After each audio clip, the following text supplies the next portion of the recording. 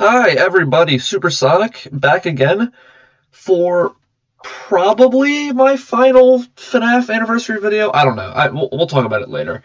But yesterday, being a FNaF fan was pretty crazy. We got two releases for August 7th. We got the 5 Laps at Freddy's demo, which I talked about yesterday, and um, we also got the release of Into the Pit. Now, Into the Pit wasn't supposed to drop until FNAF's actual anniversary, August 8th. However, literally the minute that I got done recording my 5 Laps at Freddy's video, it got announced that Into the Pit was going to be releasing a day early because it was accidentally released early for Nintendo Switch in Japan. So the game came out, I bought it like immediately, and I started playing it. But because it's kind of a long game, or at least it kind of took me a while, I didn't make a video on it yesterday. Because I was just like too busy, just like getting through it, doing everything. And even recording this now, I still haven't done everything. There's a ton of secrets in the game, and I want to, obviously talk about that. And then I also just kind of want to reflect on, FNAF a bit today, because it's FNAF's 10th anniversary. We gotta just kind of talk about the series in general, I think. But starting with Into the Pit, gosh, it is everything I wanted it to be and more. I've mentioned this already, but Into the Pit was definitely my most hyped release for this week. I know a lot of people were hyped about the collab announcement and the Joy of Creation demo, and I was obviously excited for those too, but just like the next big FNAF game with a completely unique art style from the rest of the series, was just looked so cool to me, especially when we got that trailer leak. So that was my most hyped thing personally. So when it came out, I immediately got it, and I don't even really feel like kind of structuring it into different parts. I just kind of want to ramble because I feel like I don't know. I mean, I kind of I pretty much just do that for every review, like visuals, gameplay, story. I just want to kind of gush about the game for a bit.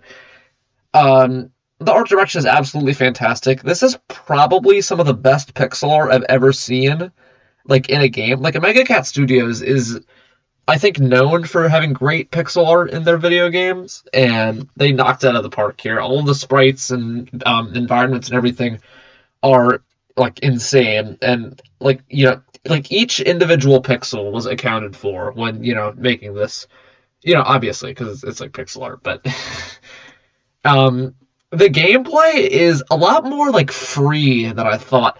I know that there's two different modes, and I only beat one, which is the narrative mode, which is kind of experiencing the events of the book plus some new stuff. And I figured that it was kind of just going to be a very linear experience, but no, it's surprisingly free roam. I figured that the other version would be the free roam version, but the obviously there's linear parts to the narrative mode, but it's still all very free roam. You can pretty much go wherever, whenever, except for certain parts, which I think is great. And just in general, I think the gameplay was really cool. There's a few quick time events throughout the game, which we already knew about, through some leaks. But the gameplay is truly something else. Getting chased by Spring Bonnie is very intense. Seeing the animatronics and everything, solving puzzles throughout the location. And actually, I think my favorite part of the gameplay is actually having to go back into the ball pit to, so that, things will be different in the different worlds, so you can, gain access to certain items and stuff. That was the highlight of the gameplay for me, just being able to do that. That is insane, and I'm very glad that Mega Cat Studios thought of that. I mean, for story, I mean, it's just the events of the book. However, there is a lot of new stuff here as well. There is the events from the book, but because I guess they wanted to make the campaign 5 nights. So what Oswald does is when he's trying to look for his dad, he just runs into kids that I guess got trapped at the pizzeria after the children got killed, and he has to rescue all of them. There's one kid trapped in a metal endoskeleton, one girl's like locked in a freezer. It's very cool. I kind of expected like the movie to be kind of short, because I mean, like, Into the Pit is obviously meant to be like a short anthology story. But no, it's like very different at times. There's very I would honestly love to see like an extended version of the book that just like incorporates all of these new events, because I mean it made for not only great gameplay, but I think it would have helped to kind of expand the story and the universe and everything. I mean, in terms of designs, I am a big fan of the interpretations of the characters that this game went with, because we didn't really have any official art for any of these characters. We had Spring Bonnie, but like only like half of his head. Um, so we had really like no like official design for what the Spring Bonnie looked like. I mean, we had descriptions from the book, but no like pictures or anything.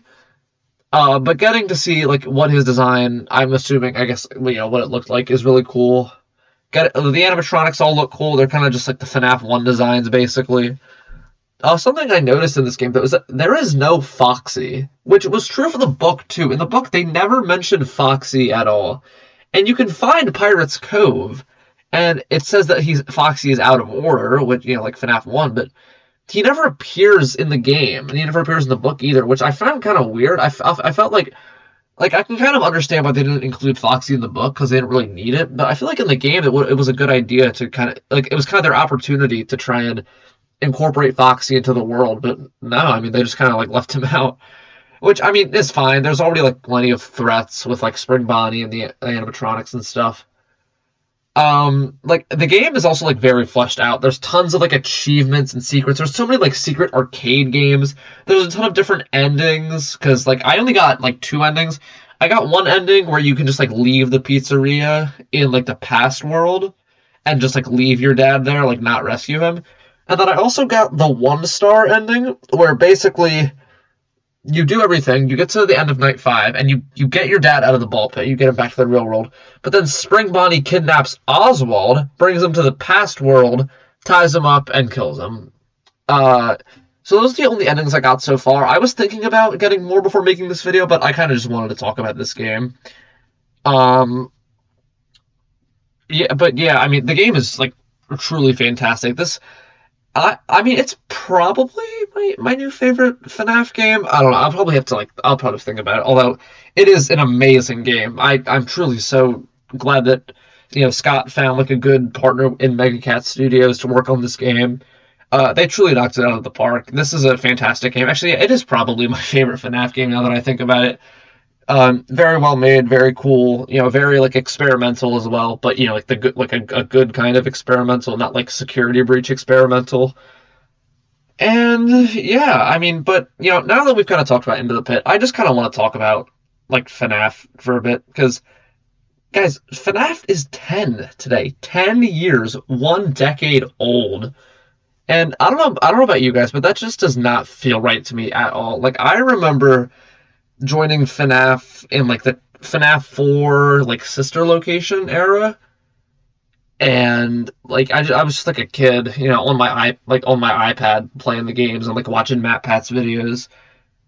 And I just don't like I don't know where all that time went. I mean, like, we've had so much in just this 1 decade. We've had so many games, so many books, a movie, so many merchandise, so many just like lives changed too. Obviously mine, like, FNAF has obviously impacted me a lot. It's given me a great game series to enjoy. It's given me a career even in this channel, basically.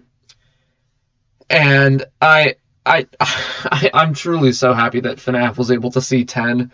Hopefully we can get it to 20, maybe even 30, which would be insane if we could get FNAF to 30 years. It would, I mean, not really but like if we can keep the franchise going for 30 years, that would be insane. But like the day FNAF turns 30, which I believe would be August 8th, 2044, that's gonna be insane, dude. But yeah, I'm very happy that FNAF is turning 10. I know everyone's been celebrating with like streaming Into the Pit and stuff.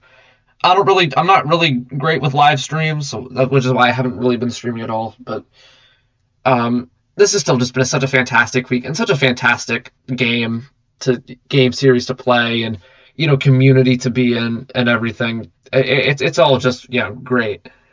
And I wouldn't trade it for anything. I know I already made like a post kind of about this, but I feel like I needed to say it in like an actual video.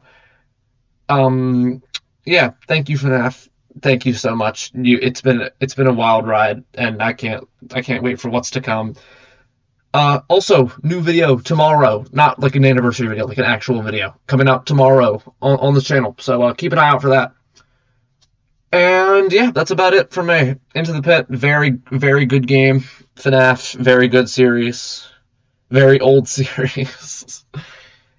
um, and yeah, I hope you have a good anniversary, FNaF, Scott, everybody. And I'll see you tomorrow. Bye.